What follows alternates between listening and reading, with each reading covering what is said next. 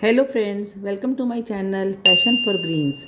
आज की वीडियो में हम सीखेंगे कि कैसे अपने घर में हम आलू को बहुत ही आसानी से इस सर्दियों के मौसम में उगा सकते हैं। आलू की फसल उगाने का सही समय सितंबर, अक्टूबर, नवंबर, दिसंबर और इवन जनवरी तक भी आप आलू को लगा सकते हैं। और अगर टेम्परेचर की बात करें तो आलू उगाने के लिए लगभग 20 से 30 डिग्री तक का टेम्परेचर होना चाहिए। अगर टेम्परेचर 35 डिग्री से ऊपर होगा तो आलू का पौधा इसमें सर्वाइव नहीं कर पाएगा। जब भी आप मार्केट से आलू लाते हैं तो आप देखेंगे कि इसमें इस तरह के निशान से बने होते हैं जो कि आँख की शेप जैसे लगते हैं। और सही टेम्परेचर मिलने पर यहीं से ही छोटी छोटी ग्रोथ शुरू हो जाती है। इसे ही हम ग्रोथ बड्स कहते हैं। देखिए जैसे इस तरह के ये जो आलू मैंने लिए हैं इसमें कितनी जगह जगह से ग्रोथ बड्स निकली हुई हैं। यही ग्रोथ बड्स स्टेम बन जाती हैं जिसमें से आगे चलकर आलू निकलते हैं। इस तरह का आलू लेने पर अगर आप उसे ग्रो करेंगे तो उसमें बहुत जल्दी ही ग्रोथ आ जाएगी। जितनी इसमें ये ग्रोइंग बड्स बनी हैं लगभग उतनी ही इसमें स्टेम्स बन जाती हैं और हर स्टेम में उस हिसाब से ही आलू लग जाते हैं।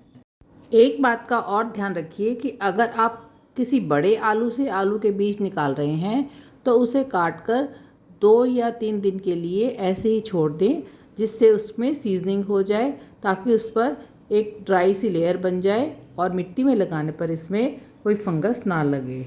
मिट्टी की बात करें तो आलू के लिए मिट्टी हमें बहुत ही पोरस लेनी चाहिए।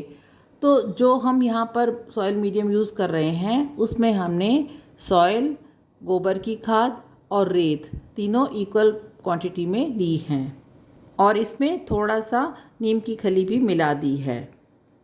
रेत मिलाना इसमें इसलिए ज़रूरी है क्योंकि आलू को ग्रो करने के लिए हल्की और पोरस मिट्टी की ज़रूरत होती है, ताकि उसमें आलू अच्छे से बन सकें और पानी भी ज़्यादा देर तक ना होल्ड हो।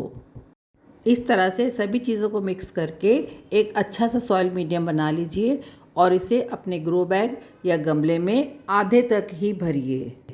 इसे आधा ही क्यों भरना है ये हम आगे एक्सप्लेन करेंगे। अब इस ग्रो बैग में आप आलू को लगा दीजिए। आलू लगाते समय हमें 2-3 चीज़ों का ध्यान रखना है।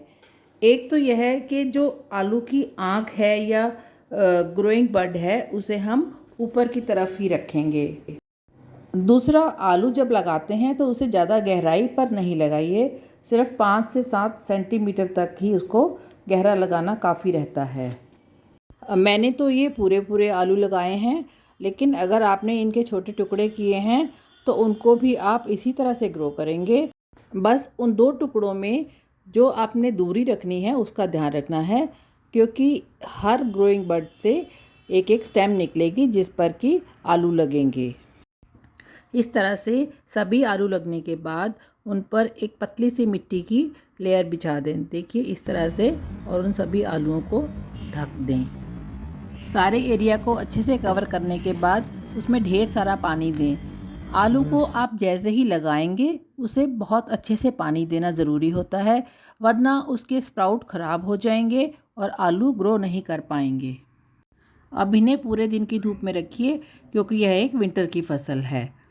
यह 6 दिन बाद का अपडेट है और देखिए आलू में ग्रोथ शुरू हो गई है और 10 दिन बाद देखिए आलू के पौधों में स्टेम भी बननी शुरू हो गई है। ये देखिए, और किसी किसी आलू में अभी कम ग्रोथ है। अब आगे जो देख रहे हैं ये 15 से 20 दिन के बाद की ग्रोथ है और देखिए आलू के पौधे की स्टेम्स काफ़ी अच्छे से ग्रो हो गई हैं और पत्तियां भी काफ़ी बड़ी बड़ी होनी शुरू हो गई हैं। आलू की लगभग सभी ग्रोइंग बड्स में स्टेम्स निकल आई हैं और काफ़ी हेल्दी प्लांट हैं। 20 दिन के बाद का टाइम होता है जब आलू में फर्टिलाइज़र डालने की ज़रूरत पड़ जाती है। तो अब हम यूज़ करेंगे एक ऑर्गेनिक फर्टिलाइज़र जो है काऊ डंग कंपोस्ट। हम मिट्टी और खाद को बराबर मात्रा में मिलाकर एक मिक्सचर बना लेंगे और इससे हम आलू की स्टेम को कवर करेंगे, क्योंकि जब आलू की स्टेम को कवर करेंगे तो उसमें रूट्स बनेंगी और उसी में फिर आलू भी बनेंगे। इस तरह से मिट्टी डालने के बाद भी आपको पानी देना है, लेकिन इस समय पानी बहुत ज़्यादा नहीं देना। सॉइल पूरी तरह मॉइस्ट रहे, बस इतना ही पानी देना है और इस समय सॉइल को कभी भी ड्राई नहीं होने देना।